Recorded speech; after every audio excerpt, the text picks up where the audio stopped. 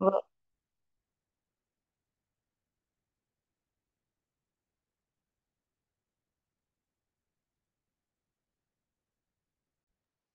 तुम्ही होस्ट झालात आता.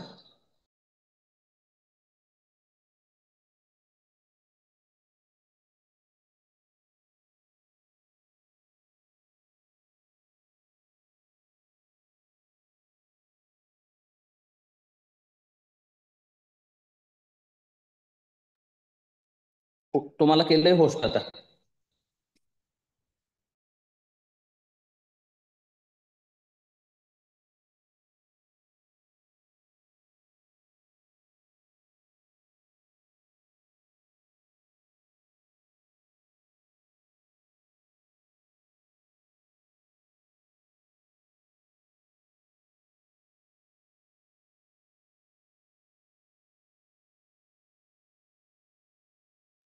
आवाज येत नाही सर.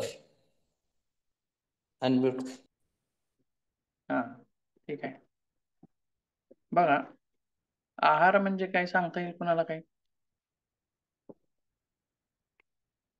किंवा अन्न म्हणजे काय, कशाला म्हणता येईल? आहार आपण रोजच घेत असतो.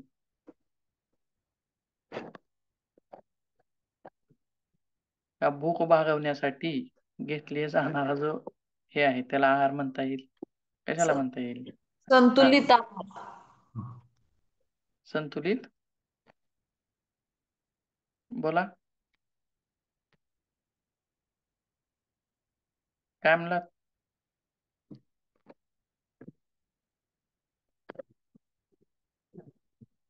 सांगा.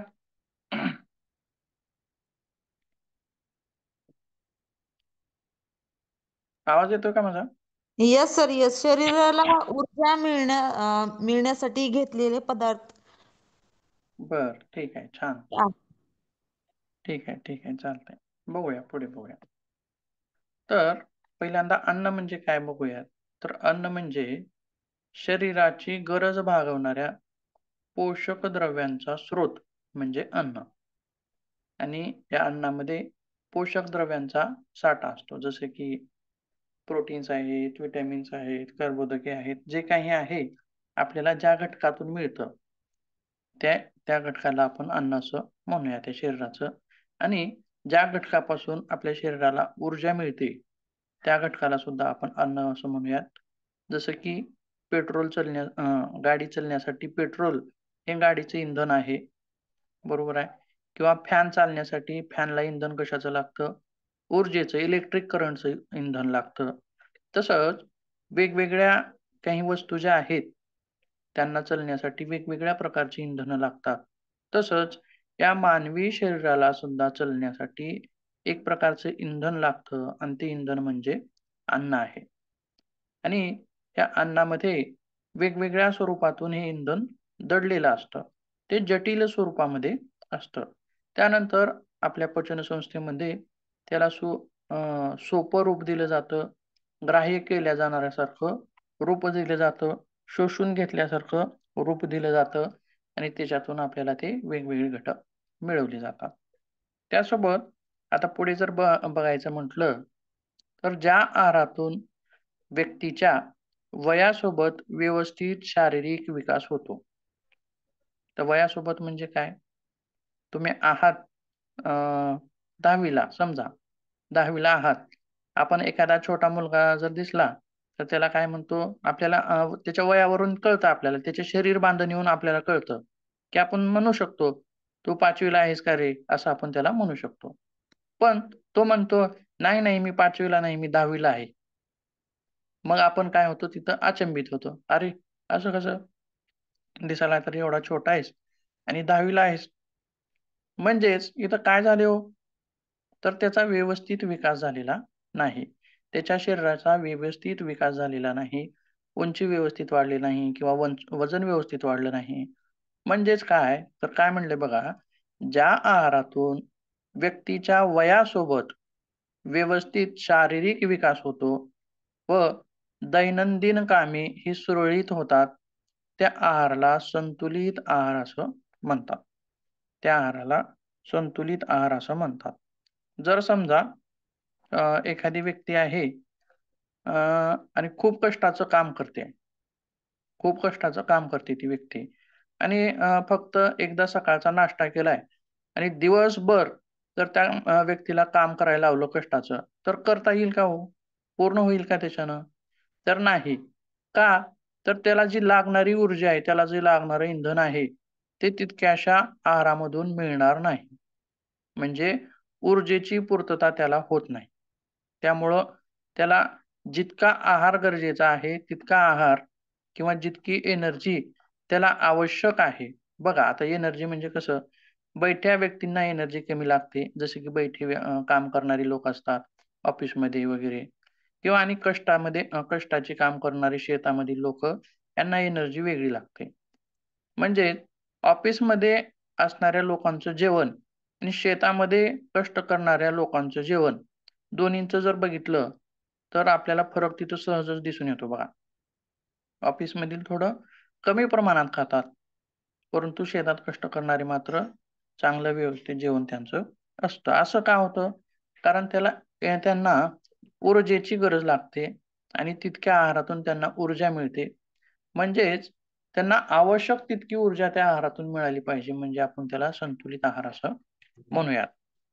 तर संतुलित आहारामध्ये मग काय-काय समाविष्ट आहे? बघा, कर्बोदके, प्रथिने, स्निग्ध पदार्थ, जीवनसत्वे व खनिजे यांचा जर त्या आहारामध्ये समावेश होत असेल या सर्वांचा, तर त्याला आपण संतुलित आहार म्हणूयात. आणि जर समजा एखादा आहार आहे, फक्त प्रथिनांनी भरपूर आहे, अशा स्वरूपाचा आहार जर आपण घेतला, तर त्याला संतुलित आहार म्हणता येईल का? येणार नाही. शरीराला जीवनसत्व पण महत्त्वाचे आहेत.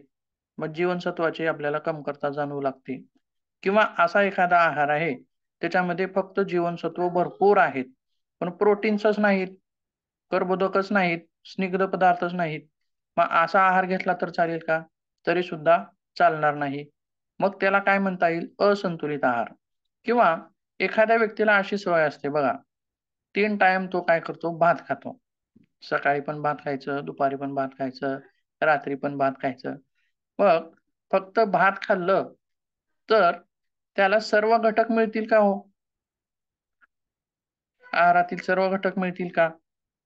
तर त्या भातामध्ये जे काही घटक असतील, ते तेवढे त्याला मिळतील. परंतु स्निग्ध पदार्थ मिळणार आहेत का? नाहीत. किंवा जीवनसत्व मिळणार आहेत का? नाही. खनिजे वगैरे मिळतील, म्हणजे कमी प्रमाणामध्ये मिळतील, परंतु संतुलित असं त्याचं जेवण नाही. त्यासोबत बघा आणखीन काय म्हणता येईल, ज्या आहारातून व्यक्तीचे वय, लिंग व शारीरिक कार्याचे स्वरूप यानुसार आवश्यक असणारी सर्व पोषण द्रव्ये सुयोग्य प्रमाणात उपलब्ध होतात, त्या आहाराला संतुलित आहार असं सुद्धा म्हटलं जातं. काय काय म्हणले बघा, वय, लिंग आणि शारीरिक कार्य यानुसार. आता पहिलीला जर लेकरू असेल, तर त्याचं पोषण कसं असेल? कमी कॅलरी त्याला लागेल. परंतु 10वी असेल, तर त्याला जास्त कॅलरी लागेल. म्हणजे त्या वयानुसार आणि स्त्री आणि पुरुष या लिंगानुसार.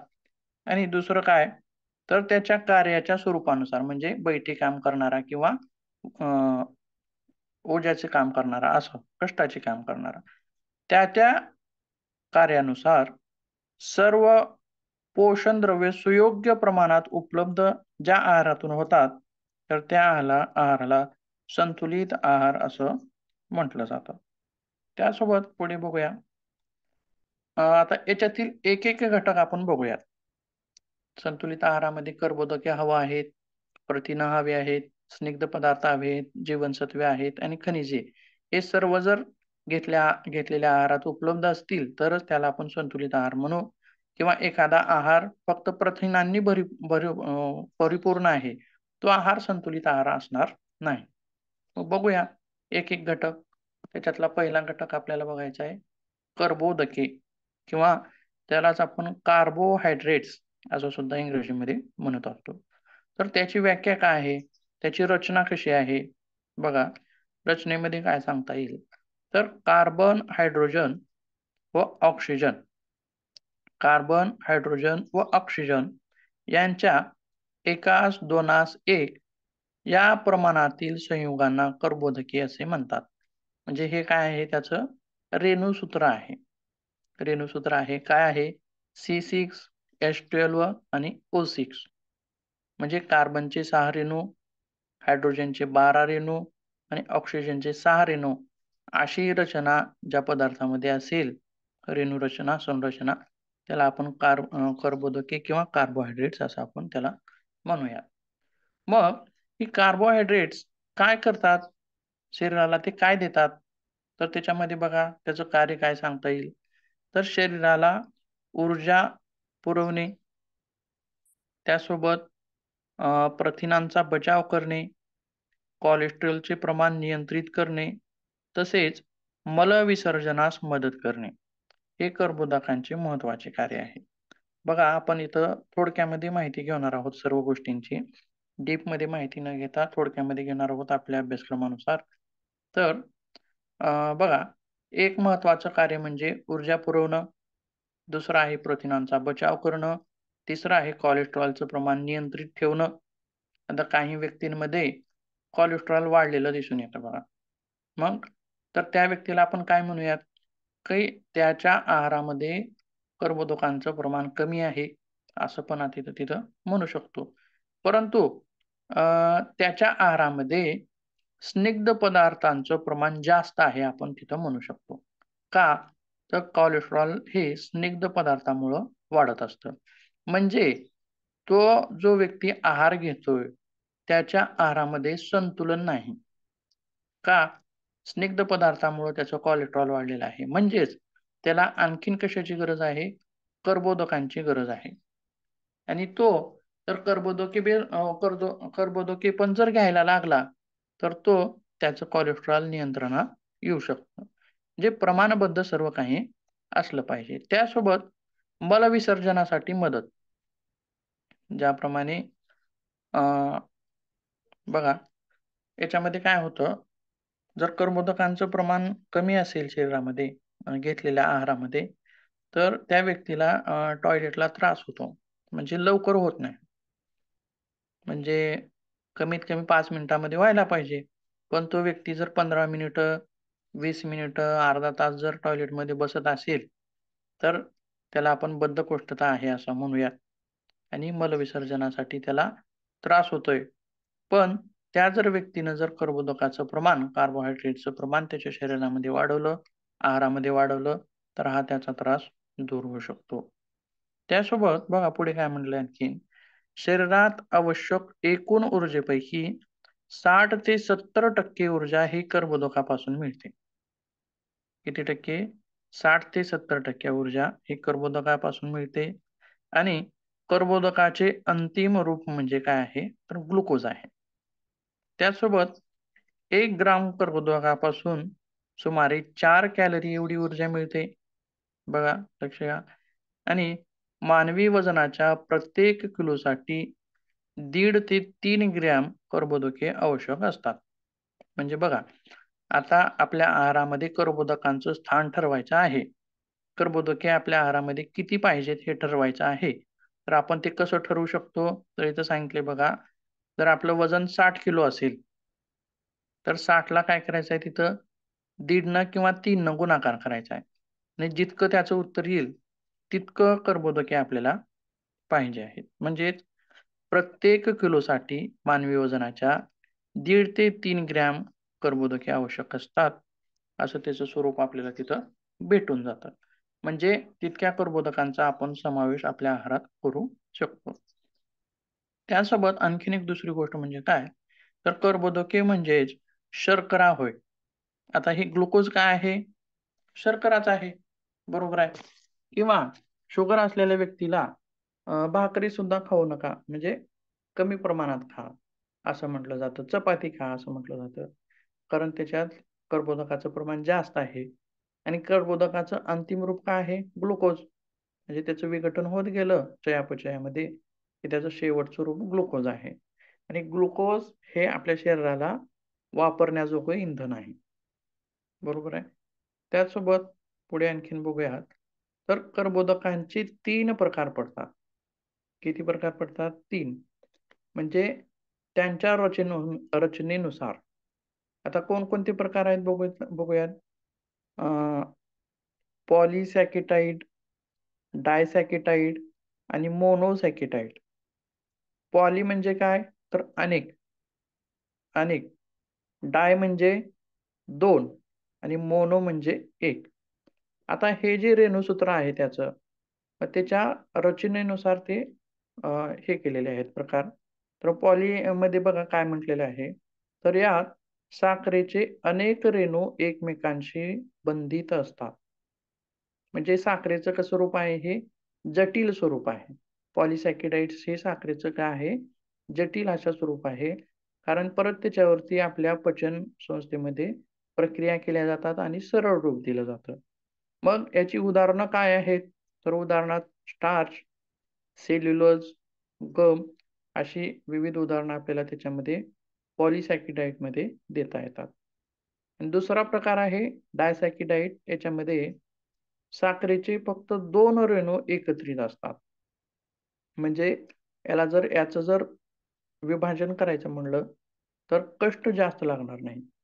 बघा, अनेक एकत्रित असणे आणि त्याचं विभाजन करायचं म्हटलं तर कष्ट लागतात. आणि फक्त दोघंच असले तर त्याला विभाजित करायचं असलं तर तितके कष्ट लागणार नाहीत. म्हणजेच आता याच्यामध्ये उदाहरणं काय काय देता येतील? तर माल्टोज, लॅक्टोज आणि सुक्रोज ही जी स्वरूप आहेत हे डायसॅकेराइड कार्बोहायड्रेटची उदाहरणं आहेत. आणि हे कशामध्ये सापडतात आपल्याला? तर तृणधान्य हे माल्टोज हे तृणधान्यामध्ये सापडतं. दुधामध्ये लॅक्टोज सापडतं असे. आणि फळांमध्ये सुक्रोज नावाचं कर्बोदक सापडत असतं. म्हणजे हे पचण्यास सोपी आहेत, तरी पण थोडीशी अवघड आहेत. त्याच्या पुढं आंबा आहे. फ्रुक्टोज जे आहे ते आंब्यामध्ये सापडतं. मध लेवलोजमध्ये आणि ऊसामध्ये सुक्रोज सापडतं. बघा, माल्टोज, लॅक्टोज आणि सुक्रोज. माल्टोज तृणधान्यामध्ये, लॅक्टोज दुधामध्ये, फ्रुक्टोज आंब्यामध्ये आणि सुक्रोज ऊसामध्ये. असे हे जे ग्लुकोजचे वेगवेगळे प्रकार आहेत, साखरेचे प्रकार आहेत. आपल्याला फक्त कोणकोणती माहित आहेत साखरेचे प्रकार? एक ग्लुकोज तेवढं माहित आहे बघा. बरोबर आहे. मग फक्त ग्लुकोजच नाही तर हे आणखीन सुक्रोज, फ्रुक्टोज, माल्टोज, लॅक्टोज हे सुद्धा साखरेचेच प्रकार आहेत. फक्त त्यांची नावं वेगवेगळी आहेत आणि त्यांच्या रचनेनुसार ती नावं त्याला दिलेली आहेत. आता तिसरा प्रकार म्हणजे मोनोसॅकेराइड. याच्यामध्ये साखरेचा फक्त एकच रेणू असतो. किती रेणू असतात? एकच रेणू असतो. आणि ही साखर कशामध्ये सापडते? किंवा ग्लुकोज, फ्रुक्टोज, गॅलॅक्टोज अशा स्वरूपाची उदाहरणं मोनोसॅकेराइड म्हणजे देता येतात. आणि ही मनुके, द्राक्ष इत्यादीमध्ये आपल्याला आढळून येतात. म्हणजे साखरेचंच रूप आहे, फक्त रचना वेगळी आहे. आणि पचनासाठी सोपे कोण आहे बघा. मग आता पॉलिसॅकेराइड पचनासाठी थोडेसे अवघड आहेत. डायसॅकेराइड पचनासाठी सोपे आहेत. आणि मोनोसॅकेराइड त्याच्यापेक्षा पचनासाठी सोपे आहेत.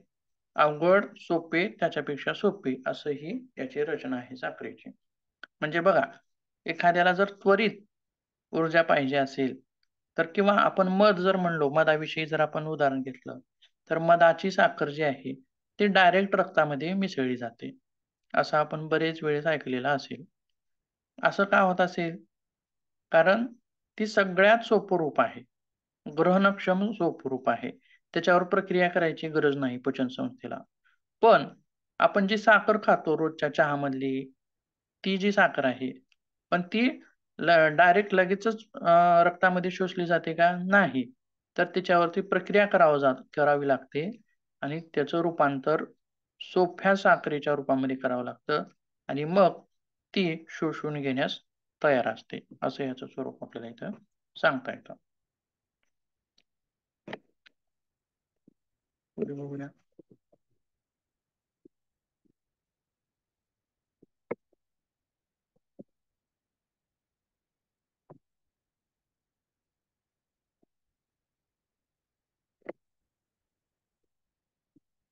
आता पुढे काय आहे बघा. तर शरीरामध्ये आता आपण एखाद्याला साखर खायची खूप सवय आहे किंवा गोड खायची खूप सवय आहे. मग अशा लोकांमध्ये काय होईल? ग्लुकोजची निर्मिती जास्त होईल. मग हे अतिरिक्त झालेला ग्लुकोज काय केला जातो? आता शरीराला आवश्यक असणारा ग्लुकोज तर आपण रोज वापरतोय. पण त्यापेक्षा सुद्धा जर ग्लुकोजचं प्रमाण जास्त आपल्या शरीरामध्ये झालं, गोड खाण्यामधून म्हणा किंवा आणखीन कशामधून, तर त्या ग्लुकोजचं काय केलं जातं? तर त्या ग्लुकोजचा साठा केला जातो. आणि तो कशा स्वरूपामध्ये साठा केला जातो? तर ग्लुकोजचं रूपांतर ग्लायकोजन याच्यामध्ये करून ते रक्तात यकृतामध्ये साठवलं जातं. कुठं साठवलं जातं? यकृतामध्ये. आणि जर समजा जर तुम्ही रोजच जर रोज तुमच्या आहारामध्ये साखरेचं प्रमाण जास्त असेल, तर ग्लुकोजचं प्रमाण जास्त होत जातं आणि ग्लुकोजचं रूपांतर परत ग्लायकोजनमध्ये होतं आणि यकृतामध्ये ग्लायकोजनचा साठा वाढत जातो. म्हणून गोडाचं प्रमाण हे नियंत्रित असावं आपल्या शरीरामध्ये. त्यासोबत आणखीन एक दुसरी गोष्ट म्हणजे काय, तर ज्यावेळी तुम्ही समजा एखादा उपवास वगैरे करत आहात किंवा जास्त वेळ उपाशी आहात किंवा जास्त दिवस उपाशी आहात, तर अशा वेळी काय होतं, यकृत काय करतं परत ग्लायकोजनचं रूपांतर ग्लुकोजमध्ये करतं. जे आपण साठवून ठेवलेली आहे यकृताने साखर, त्याचं ग्लायकोजनचं रूपांतर ग्लुकोजमध्ये करतं आणि ते शरीरास वापरण्यासाठी योग्य होतं. तर कार्बोहायड्रेटचे स्रोत काय आहेत? म्हणजे ते कशातून मिळतात? तर सांगा बरं एखादं उदाहरण तुम्ही सांगता येईल का? चपाती, भाकरी, हो, चपाती आहे. जास्तीत जास्त कशामध्ये असेल मग? भात, बघा काय सांगितले तिथे उदाहरणं, स्रोत काय आहेत? गहू आहे, तांदूळ आहे, मका आहे. बघा प्रत्येक अन्नामध्ये हे असतातच. जवळपास असतातच. फक्त प्रमाण कमी जास्त असतं. आता कुठलंही अन्नपदार्थ घ्या. चवीला थोडंसं का होईना गोड लागतं. फक्त कारलं जर सोडलं, तर कारलं म्हणा किंवा आणखीन काही विशिष्ट जर अन्नघटक जर सोडले, तर बाकीचे जे काय आहेत कोणतेही, तर त्याच्यामध्ये थोडी का होईना गोडी असतेच. म्हणजेच हे असतात. किंवा आता जर ऊस म्हणलं तर त्याच्यामध्ये अतिशय गोडी असते. म्हणजे त्याच्यामध्ये प्रमाण जास्त आहे, असं त्याच्यात म्हणता येतं. मग उदाहरणं काय आहेत? गहू आहे, तांदूळ आहे, मका आहे, बटाटे आहेत, गूळ आहे. हे सर्व काय आहेत? कर्बोदकांचे स्रोत आहेत, कार्बोहायड्रेटचे. कशाचं प्रमाण म्हटले सर तुम्ही? काय म्हणलात? ऊसामध्ये कशाचं प्रमाण जास्त? शुगरचं झालं ना? हा शुगरच, पण कार्बोहायड्रेटचं प्रमाण जास्त असतं त्याच्यात कर्बोदकांचं. ऊसामध्ये? हो. हो. कर्बोदकाचंच रूपांतर नंतर ग्लुकोजमध्ये होतं. अच्छा, ओके. ठीक आहे. आता पुढे बघूयात पुढचा जो भाग आहे, शरीराला आवश्यक असणारा आणि महत्त्वाचा घटक म्हणजे प्रथिने. प्रथिने म्हणजेच प्रोटीन्स. आता याची व्याख्या काय सांगता येईल? तर कार्बन, हायड्रोजन आणि ऑक्सिजन आणि नायट्रोजन व सल्फर यांच्यापासून तयार झालेल्या पदार्थांना प्रथिनं असं म्हणतात. काय म्हणतात? प्रथिनं असं म्हणतात. म्हणजे हे ऋणसूत्रातील विभाजन आहे. काय आहे याच्यामध्ये? कार्बन, हायड्रोजन, ऑक्सिजन, नायट्रोजन व सल्फर यांच्यापासून तयार झालेल्या पदार्थांना प्रथिने असं म्हणतात. आणि यांचं कार्य काय आहे मग? बघा कार्य काय सांगितलेलं आहे. तर शरीराची वाढ घडवून आणणे आणि त्यासोबत वाढ तर घडवून आणायचीच आहे. पण आपण ज्यावेळी आपलं शरीर सतत काहीतरी कार्यामध्ये असतं आणि काहीतरी कार्य केलं, की बघा एखादी मशीन जरी असली, तर ती यूजमध्ये आणलं, तर त्याची झीज पण होते. बरोबर आहे? आता गाडी आहे किंवा कुठलीही वस्तू असेल, जर ती यूजमध्ये असेल, तर त्याची झीज पण होते. तसंच शरीरसुद्धा आपलं यूजमध्ये आहे, तर त्याची काय होते? झीज पण होते. मग ही झीज भरून काढण्याचं कार्य सुद्धा कोण करत असतं? हे प्रोटीन्स करत असतात. शरीराला शरीराची वाढ तर घडवून आणतातच, पण त्याचसोबत शरीराची झीज सुद्धा भरून आणण्याचं काम हे प्रोटीन्स करत असतात. त्याचसोबत पुढे काय म्हटले बघा आणखीन, तर यांच्यापासून तयार झालेल्या पदार्थांना एक मिनिट संप्रेरकांची व विकरांची उत्पत्ती करणं. संप्रेरकांची आणि विकरांची उत्पत्ती करणं. संप्रेरके किंवा विकरे म्हणजे काय? ही चयापचयामध्ये भाग घेतात किंवा पचनामध्ये भाग घेतात. त्यासोबत प्रतिकार क्षमता तयार करणे, तसेच काही प्रमाणात शरीराला ऊर्जा पुरवणे हे प्रथिनांचे वेगवेगळे कार्य आहेत. तर प्रथिनांना काय म्हटलं जातं बघा, तर शरीर बांधणी गट असं म्हटलं जातं. आणि ऊर्जा गट कोणाला म्हटलं जातं? तर कर्बोदकांना म्हटलं जातं. आणि अतिसमृद्ध ऊर्जा गट कोणाला म्हटलं जातं? तर स्निग्ध आम्लांना म्हणजे सिग्धांना म्हटलं जातं. आणि संरक्षण गट कोणाला म्हटलं जातं? तर जीवनसत्वांना म्हटलं जातं. आणि दुय्यम संरक्षण गट कोणाला म्हटलं जातं? तर जीवनसत्वे आणि खनिजे. आलं का लक्षात? प्रथिनांचा मुख्य काय भाग आहे? तर शरीराची बांधणी करणं प्रथिनं करतात. शरीराला ऊर्जा देणं कर्बोदक काम करतात. आणि कर्बोदकापेक्षा जास्त ऊर्जा ही कोणामध्ये असते? म्हणजे त्याला काय म्हणलेलं आहे? अतिसमृद्ध ऊर्जा गट. स्निग्ध पदार्थ म्हणजे स्निग्ध पदार्थ हे सुद्धा ऊर्जाच देतात. फक्त प्रथिनं बांधणी करतात शरीराची. आणि जीवनसत्व काय करतात? तर शरीराला संरक्षण देण्याचं काम करतात. आणि दुय्यम संरक्षण गट म्हणून कोणाला ओळखलं जातं? तर खनिजे यांना दुय्यम संरक्षण गट म्हणून ओळखलं जातं. त्याचसोबत बघा, आता मग प्रथिनांचे सोर्स काय आहेत ते आपण पुढे बघूया. त्याच्या अगोदर शरीराला आवश्यक ऊर्जेपैकी एकूण आवश्यक ऊर्जेपैकी 10 ते 15% ऊर्जा ही प्रथिनांपासून मिळते. आणि 1 ग्रॅम प्रथिनापासून 4 कॅलरी इतकी ऊर्जा मिळत असते. त्यासोबत मानवी वजनाच्या प्रत्येक किलोसाठी 1 ते 2 ग्रॅम प्रथिने आवश्यक असतात. बघा, आपल्या आहारात प्रथिनांचा समावेश किती असावा हे जर आपल्याला ठरवायचं असेल, तर आपलं वजन जर 50 किलो असेल, तर त्याला गुणिले 1 जरी केलं तर 50 ग्रॅम असं म्हणूयात. तर आपल्याला दिवसभर 50 ते 55 ग्रॅम प्रथिनं आवश्यक असतात, असं आपण तिथं ठरवू शकतो. आणि ती रोजच्या 3 वेळेच्या जेवणातून आपण घेऊ शकतो. त्याचं विभाजन करून घेऊ शकतो ते. त्यासोबत आता बघा, प्रथिनांच्या कमतरतेमुळं काय होतं?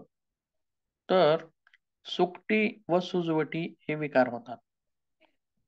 सुकटी व सुजवटी म्हणजे आता काही लहान छोटी-छोटी मुलं असतात बघा, त्यांच्यामध्ये पूर्ण शरीर हे फक्त हाडाचा सापळा दिसल्यासारखं दिसतं. आणि फक्त पोट हे पोडोटम्म फुग्यासारखं दिसतं. म्हणजे हा सुकटी असणारा प्रकार आहे. किंवा सुजवटी याच्यामध्ये शरीरावर सूज आल्यासारखं भासतं. म्हणजेच सुकटी आणि सुजवटी हे प्रथिनांच्या अभावामुळे होणारे विकार आहेत. त्यासोबत स्रोत काय आहेत मग याचे? स्रोत काय आहेत? कशातून मिळतात ही प्रथिनं? तर सर्व प्रकारच्या डाळी ह्या प्रथिनांचं काय आहेत? मुख्य सोर्स आहेत.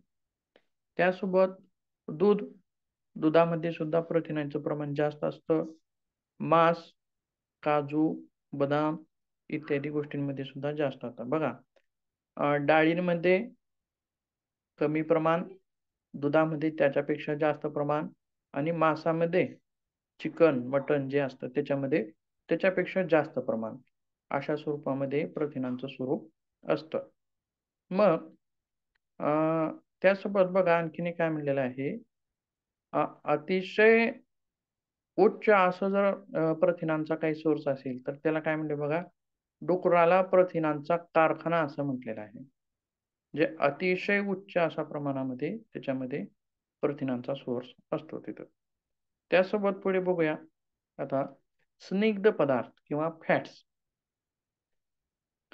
तर व्याख्येमध्ये काय सांगता येईल? तर कार्बन, हायड्रोजन व कमी प्रमाणात ऑक्सिजन यांच्यापासून तयार होणाऱ्या पदार्थांना स्निग्ध पदार्थ असं म्हणतात. आणि यांचं कार्य काय आहे? तर शरीराची लवचिकता जोपासणे, शरीराचे तापमान नियंत्रित करणे, काही संप्रेरकांची निर्मिती करणे, इन्सुलिन, एस्ट्रोजन, प्रोजेस्टेरॉन, टेस्टोस्टेरॉन यांच्या निर्मितीमध्ये हातभार लावणे, अशी विविध गोष्टी ह्या स्निग्ध पदार्थामधून घडत असतात. मग आता हे स्निग्ध पदार्थ आणखीन एक महत्वाची गोष्ट म्हणजे काय करतात? तर शरीराला ऊर्जा पुरवण्याचं कार्य करतात. त्याचसोबत आपण बघूयात पुढे एक इमेज बघूया म्हणजे आपल्याला लक्षात येईल. स्निग्ध पदार्थ म्हणजे काय? तेलकट तुपकट पदार्थ, तेल, तूप, डालडा हे सगळे पदार्थ कशामध्ये येतात? एनर्जीचं प्रमाण कसं असतं? अतिशय उच्च अशा प्रमाणामध्ये एनर्जी असते. कार्बोहायड्रेट पेक्षाही अतिशय उच्च प्रमाणामध्ये. आता याच्यामध्ये बघा आपण सांगू शकतो कॅलरी डेन्सिटी.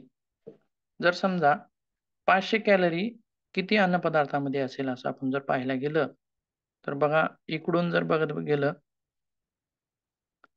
इकडून काय आहे? फ्रुट्स अँड व्हेजीज म्हणजे एक आहेत फळं किंवा भाज्या.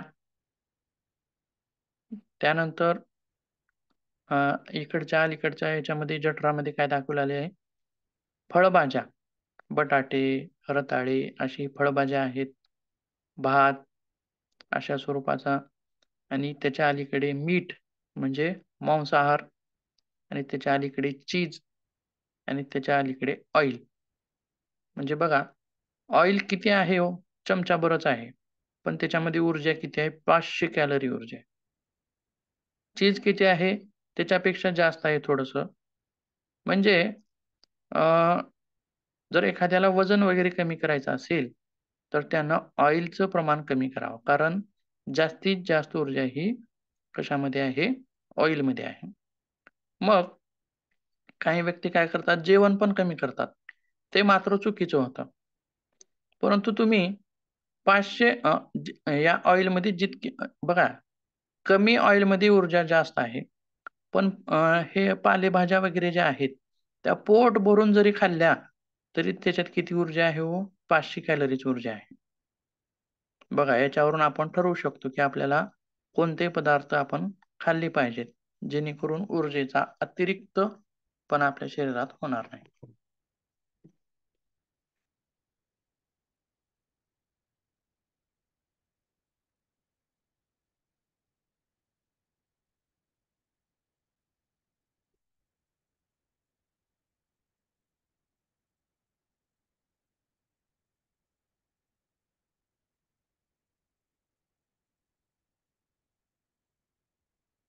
पुढे बघूया. बघा शरीराच्या आवश्यक एकूण ऊर्जेपैकी 15 ते 20% ऊर्जा ही स्निग्ध पदार्थापासून मिळते आणि 1 ग्रॅम स्निग्ध पदार्थापासून 9 कॅलरी इतकी ऊर्जा मिळते. त्यासोबत मानवी वजनाच्या प्रत्येक किलोसाठी 1.5 ते 1 ग्रॅम स्निग्ध पदार्थ आवश्यक असतात. आणि यांचा स्रोत काय आहे? तर सर्व प्रकारचे तेल, दूध, तूप, मांस यांच्यामध्ये सुद्धा स्निग्ध पदार्थांचं प्रमाण असतं, स्निग्धाचं प्रमाण असतं. त्यासोबत याच्याशी विकार किंवा स्निग्ध पदार्थांचं जर प्रमाण शरीरामध्ये कमी झालं, अतिशय आवश्यकतेपेक्षा पण कमी झालं, तर शरीरामध्ये काय विकार दाखवतात? तर शरीरात स्निग्ध पदार्थाच्या बघा अधिक्यामुळे म्हणजे जर स्निग्ध पदार्थ जास्त झाले, तर त्याच्यामुळं काय विकार दाखवतात?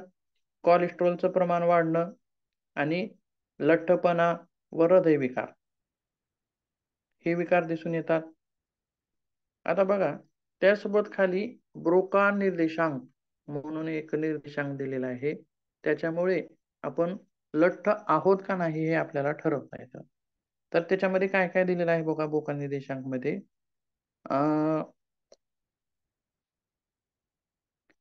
देह वस्तुमान निर्देशांक BMI याच्यामध्ये काय करायचं आपल्याला? बॉडी मास इंडेक्स असं याला म्हटलं जातं. याच्यामध्ये काय करायचं आहे? तर वजन आपल्या शरीराचं एकूण वजन भागिले मीटर मधील उंचीचा वर्ग असं लिहायचं आहे. जर समजा आपली उंची आपलं वजन 50 किलो आहे, हे वरी लिहायचं आणि खाली काय करायचं, आपली उंची जर समजा किती मीटर आहे, 2 मीटर, 3 मीटर, तर 3 मीटर जर असेल तर त्याचा वर्ग करायचा आणि भागाकार केल्यानंतर जे उत्तर येईल त्याच्यानुसार आपण तिथं आपला BMI ठरवू शकतो. पुरुषामध्ये BMI जर 30 पेक्षा जास्त असेल तर तो लठ्ठ आहे असं ठरवलं जातं आणि स्त्रियांमध्ये BMI 28.6 पेक्षा जर जास्त असेल तर त्याला लठ्ठ आहे असं समजलं जातं आणि BMI जर या रेंजच्या जर खाली असेल तर त्याला आपण फटकोळा आहे असं आपण ठरवतो. आता ही झाले बघा, कर्बोदकं झाली, प्रोटीन्स झाली आणि स्निग्ध पदार्थ झाले आपल्या आहारातील. पण आहार पूर्ण झाला का इथं आपला? तर नाही. त्याचसोबत जीवनसत्व सुद्धा आपल्या शरीराला आवश्यक आहेत. मग बघूया जीवनसत्वाबद्दल काही थोडीशी थोडक्यामध्ये माहिती शॉर्टमध्ये. तर बघा, व्याख्या काय सांगता येईल त्याची? तर शरीराच्या कार्यांना सुरळीतपणा व गती देण्यासाठी आहारातील आवश्यक सत्वांना जीवनसत्वे असे म्हणतात. जर समजा व्हिटॅमिन ए ची जर आपल्या शरीरामध्ये कमतरता झाली तर आपल्या डोळ्यामध्ये रातंधळेपणा होऊ शकतो. म्हणजे शरीर सुरळीत चालू आहे का? नाही. किंवा व्हिटॅमिन सी ची कमतरता झाली तर एकेका व्हिटॅमिनची जर कमतरता झाली तर आपलं शरीर हे सुरळीत कार्य पार पाडू शकत नाही. म्हणजे काय झालं? बाधा आली. त्याच्या कार्य पार पडण्यामध्ये बाधा आली. म्हणून काय म्हणले, शरीराचे सुरळीत काम पार पाडण्यासाठी आवश्यक असणाऱ्या सत्वांना जीवनसत्वे असे म्हणतात. आणि जीवनसत्वाचा जो शोध आहे तो फुंक या शास्त्रज्ञांनी लावलेला आहे. त्यासोबत 6 जीवनसत्वापैकी बी व सी ही जीवनसत्वे पाण्यात विरघळणारी आहेत आणि ए, डी, ई, के ही जीवनसत्वे स्निग्ध पदार्थामध्ये विरघळणारी आहेत. आता बघूया त्याच्यातील एक एक जीवनसत्व. जीवनसत्व ए याला आपण रेटिनॉल्स असं सुद्धा म्हणतो आणि हे जीवनसत्व डोळ्यातील दंड पेशींमध्ये रेडॉप्सिन हे रंगद्रव्य तयार करते. आपण डोळा पाहताना तिथं पाहिलेलं आहे बघा, तिथं काही पेशी असतात, त्याच्यामध्ये हे जीवनसत्व आवश्यक आहे आणि रंगद्रव्य तयार करण्यासाठी सुद्धा हे जीवनसत्व आवश्यक आहे. आणि याच्या कमतरतेमुळं, व्हिटॅमिन ए च्या कमतरतेमुळं रातआंधळेपणा, डोळे कोरडे पडणे, पुरुषामध्ये शुक्राणूंची निर्मिती कमी होणे असे इत्यादी विकार दिसून येतात. आणि जर व्हिटॅमिन ए चं प्रमाण जर जास्त झालं तर याच्यामुळे डोळे लाल होणे, केस गळणे तसेच गर्भवती स्त्रियांनाही याची हानी होऊ शकते. आता हे झालं व्हिटॅमिन ए बद्दल. त्याच्यानंतर पुढे बघूया आणखी.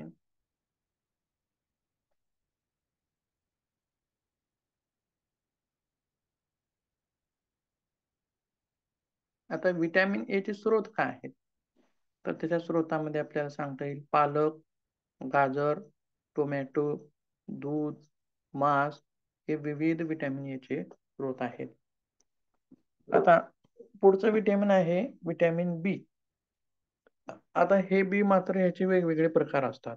B1, B2, B3, B5, B6 असे वेगवेगळे प्रकार असतात आणि ह्याचे 8 स्वरूप आढळतात.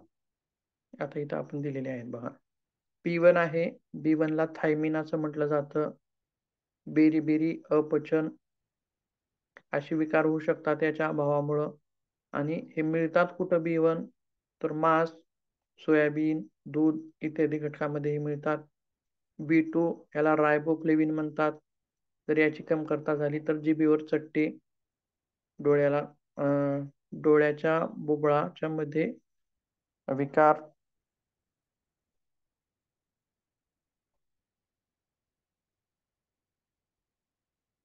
बघा पुढे याचे स्रोत सुद्धा मांस, सोया, दूध आणि हिरव्या पालेभाज्या आहेत. B3 निकोटिनामाइड म्हणतात ह्याला. त्यासोबत याच्या कमतरतेमुळे पेलाग्रा नावाचा रोग होतो आणि ही B3 जीवनसत्व शेंगदाणे, दही, बटाटे याच्यामध्ये आपल्याला मिळतं. त्यासोबत B5 पेंटॅनिक ऍसिड याच्या कमतरतेमुळं त्वचेवरती फोडं येतात. आणि हे सुद्धा कशात मिळतं? मांस, दूध, अंडी. B6 याला पायरी ऑक्सिजन असं सुद्धा म्हटलं जातं. याच्या अभावामुळे त्वचा रोग होतात आणि हे सुद्धा मांस आणि यकृत याच्यामध्ये आपल्याला आढळतं. B7 याला बायोटीन म्हणतात. याच्या कमतरतेमुळं अनिमिया. आणि हे मिळतं आपल्याला मांस, दूध, अंडी, फळे. त्यासोबत B9 याला फॉलिक ऍसिड म्हणतात. मॅक्रोसायटिक ॲनिमिया नावाचा रोग याच्यामुळे होतो, विकार होतो B9च्या कमतरतेमुळं. आणि याचे जे स्रोत आहेत ते हिरव्या पालेभाज्या, पपई, शेंगदाणे असे विविध स्रोत आहेत. B12 कोबामाइन आणि मॅगेरोब्लास्टिक ॲनिमिया असा विकार याच्यामुळे होतो. आणि हे मांस, यकृत, अंडी इत्यादी गोष्टींमध्ये सापडतात. असे 8 स्वरूप वेगवेगळे आहेत. याचा सविस्तर अभ्यास वेगळा आहे, फक्त आपण इथं शॉर्टमध्ये आपण ते बघत आहोत. त्याच्यानंतरचं जीवनसत्व आहे व्हिटॅमिन सी. हे पाण्यामध्ये विरघळणारं जीवनसत्व आहे आणि या जीवनसत्वामुळे त्वचेत कोलॅजन नावाचे प्रथिन तयार होते, ज्यामुळे त्वचा टवटवीत राहते. म्हणूनच याला वार्धक्य विरोधी जीवनसत्व असं म्हणतात. त्यासोबत हे जीवनसत्व आपल्याला रोगप्रतिकारक क्षमतेमध्ये सुद्धा मदत करतं. इम्युनिटी बूस्ट करणार आहे, त्वचेला कांती देणार आहे. आणि बघा, याची जर कमतरता झाली तर याच्या कमतरतेमुळे त्वचा कोरडी पडणे, स्कर्वी म्हणजे हिरड्यातून रक्त येणे, हिरड्या सुजणे, पायरिया म्हणजे हिरड्या सुजणे इत्यादी विकार आपल्याला याच्या कमतरतेमुळे जाणवू शकतात. याचं आधिक्य होतं का? हो, आधिक्य होत नाही. का? तर हे जीवनसत्व पाण्यात विरघळणार आहे, म्हणजेच ते आपल्या मूत्रवाटे, जर याचं जर प्रमाण अधिक झालं तर ते आपल्या मूत्रवाटे बाहेर निघून जात असतं. त्याचसोबत याचे स्रोत काय आहेत? मग कशामध्ये भेटतं जीवनसत्व सी?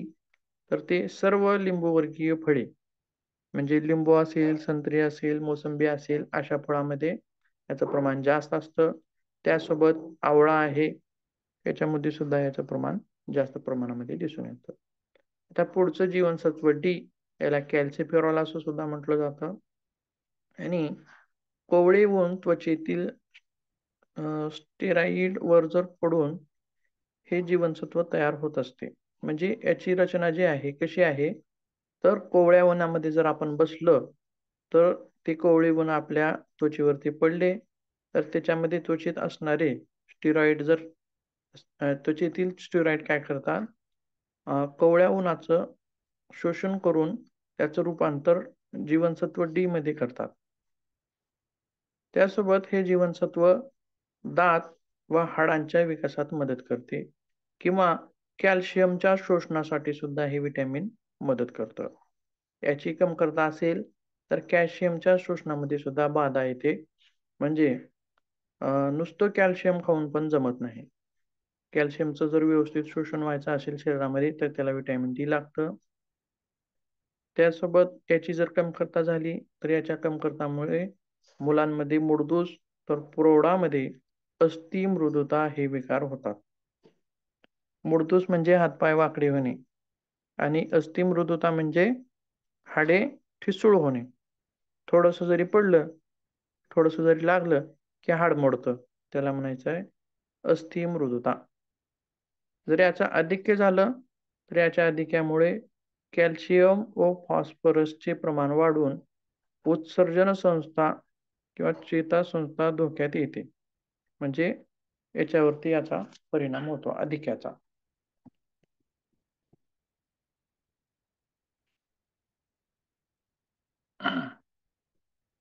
पुढे बघूया आणखीन. आता याचा सोर्स काय आहे मग जीवनसत्व डीचा? सूर्यप्रकाश, तेल, अंडी, माशाचे तेल असे विविध याचे सोर्स आहेत. तर पुढचा आहे ई जीवनसत्व, याला टोकोफेरॉल असं सुद्धा म्हटलं जातं आणि याला वांजपणा विरोधी जीवनसत्व म्हणतात. एखाद्या स्त्रियामध्ये बघा गर्भधारणाच होत नसेल आणि त्या स्त्रीची सगळ्या टेस्ट ह्या योग्य असतील, सगळं व्यवस्थित आहे, गर्भाशय व्यवस्थित आहे, पॉलिपिन ट्यूब व्यवस्थित आहे, स्त्री बीजाची निर्मिती व्यवस्थित होत आहे, हे सगळं व्यवस्थित आहे, पण तरी पण गर्भधारणा होत नाही. म्हणजे तिथं एक कारण व्हिटॅमिन ईचं सुद्धा असू शकतं. हिच्या कमतरतेमुळे सुद्धा गर्भधारणेमध्ये बाधा येऊ शकते आणि हिची जर कमतरता पूर्ण झाली तर तिथं ते आपल्याला मदत होते. त्यासोबत याच्या कमतरतेमुळे स्नायूचा कमकुवतपणा तसेच रोगप्रतिकारक क्षमतेमध्ये कमी होते आणि आधिक्य झालं तर याच्या आधिक्यामुळे रक्तस्राव थांबत नाही. म्हणजे काय, आपल्याला लागलं, चिरलं, खरचटलं तर आपल्या शरीरातून रक्त बाहेर पडतं, पण आपण त्या ठिकाणी आपण काय करतो, दाबून धरतो, म्हणजे रक्त बाहेर पडू नये म्हणून. तरी पण नाही जरी दाबलं तरी काय होतं, तिथलं रक्त घट्ट होतं बघा. जिथून रक्त बाहेर पडत आहे तिथलं रक्त घट्ट होतं, म्हणजे ही नैसर्गिक क्रिया आहे. घट्ट होतं आणि बाहेर पडणारं रक्त थांबतं. पण एखाद्या व्यक्तीच्या शरीरामध्ये व्हिटॅमिन ईचं जर आधिक्य असेल, जास्त प्रमाण असेल, तर अशा व्यक्तीचं रक्त थांबत नाही, वाहतं, जास्त प्रमाणामध्ये वाहू शकतं. त्यासोबत हे कशामध्ये मिळतं मग, सर्व प्रकारचे तेल, तेलबिया आणि माशाचे तेल इत्यादी गोष्टींमध्ये व्हिटॅमिन ई आपल्याला मिळत असतं. त्याच्या पुढे आहे के जीवनसत्व. आता बघा, तर याच्या कमतरतेमुळे शरीरातील रक्त गोठत नाही. बघा, आता इथं सुद्धा तसंच आहे. व्हिटॅमिन एचं जर कमी प्रमाण असेल आपल्या शरीरामध्ये तरी सुद्धा रक्त गोठण्याची क्रिया शरीरात होत नाही, रक्त वाहतच राहतं. रक्त वाहतच राहिलं तर काय होईल मग, सर्वच रक्त शरीरातलं आपलं संपेल वाहून वाहून आणि ती व्यक्ती तिथं मृत्यू सुद्धा पावू शकते. त्यासोबत याच्या आधिक्यामुळे मळमळ, डोकेदुखी, तर काही वेळा कावीळ ही होऊ शकते. आणि याचे सोर्स काय आहेत व्हिटॅमिन के चे, हिरव्या पालेभाज्या, कडधान्य आणि अंड्याचा बल्ब इत्यादी गोष्टींमध्ये जीवनसत्व क आपल्याला मिळत असतं. त्यासोबत पुढे आणखीन एक माहिती आपल्याला दिलेली आहे बघा, म्हणजे थोडक्यात माहिती आहे. व्हिटॅमिन ए त्याचा सहसंबंध डोळ्याशी आहे. अभावामुळे रातआंधळेपणा होतो आणि सोर्स दूध, मासे, सोया, अंडी. तसं आपण जसं B1, B2, B6 असं हे जे बघितले होते, त्याचप्रमाणे vitamin A, B, C, D, E, K यांचे कार्य, त्यांच्या अभावामुळे होणारे विकार आणि त्यांचे स्रोत असं याचं इथं वर्णन दिलेलं आहे.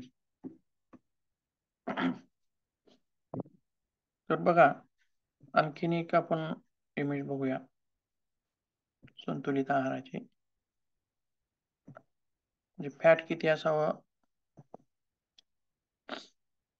आता बघा, हे समजा आपलं जेवणाचं ताट आहे असं समजूया, किंवा आता बघा याच्यामध्ये काय सांगितलंय, प्रोटीन किती असायला पाहिजे आपल्या जेवणात, फॅट किती असायला पाहिजे, कार्बोहायड्रेट किती पाहिजेत, व्हेजिटेबल्स किती पाहिजेत. तर हिरव्या रंगाने जे दाखवलेलं आहे ते प्रोटीनचा भाग आहे. म्हणजे आपल्या अन्नामध्ये 25% हा भाग प्रोटीनचा असायला हवा आणि आणखीन 25% भाग हा कार्बोहायड्रेटचा असावा आणि 40% भाग हा फ्रूट्स आणि व्हेजिटेबलचा असावा. त्यासोबत आणि फक्त 10% भाग हा फॅटचा असावा. म्हणजे काय, मांस, मासे, तेल, तूप असे पदार्थ ह्या फॅट म्हणजे फॅटमध्ये येत असतात. याचं प्रमाण किती असावं, अतिशय कमी. जास्तीत जास्त प्रमाण कशाचं असावं, पालेभाज्यांचं. म्हणजे 40% प्रमाण जास्त कोणाचं आहे बघा सगळ्यात, हे प्रमाण जास्तीत जास्त असावं. आणि 25% प्रोटीन आणि 25% फ्रुट्स, एक मिनिट, 25% कार्बोहायड्रेट्स असं त्याचं प्रमाण असावं.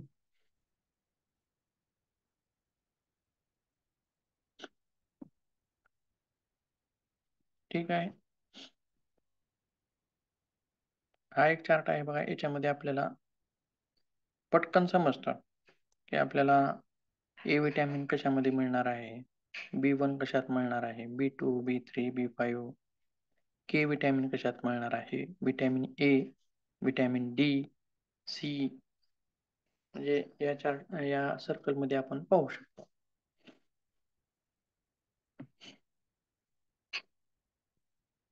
यासोबत आणखीन एक पिरॅमिड आहे, त्याच्यामध्ये पण आपल्याला कोणते पदार्थ किती असावे त्याच्यानुसार आपल्याला कळतं.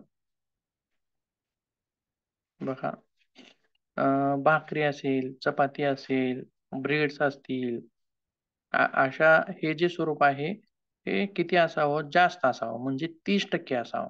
जेवणामध्ये प्रमाण किती असावं त्याचं, जास्त, 30% पर्यंत. 25% जे प्रमाण आहे ते व्हेजिटेबल्सचं आहे आणि 20% प्रमाण हे फ्रुट्सचं आहे. केळी म्हणा, चिकू म्हणा, आंबा म्हणा, यांचं प्रमाण किती आहे, 20%. आणि मीट, फिश, एग्ज, मिल्क, दूध म्हणा किंवा मांस, मच्छी, चिकन, हे असे जे पदार्थ आहेत याचं प्रमाण आपल्या आहारामध्ये किती असावं, 15% असावं. आणि ऑइल, शुगर, स्वीट्स, ऑइलचं प्रमाण किती असावं, 10% असावं. म्हणजे असा एक प्रकारचा आहे संतुलित आहाराचा काय आहे, एक पिरॅमिड आहे.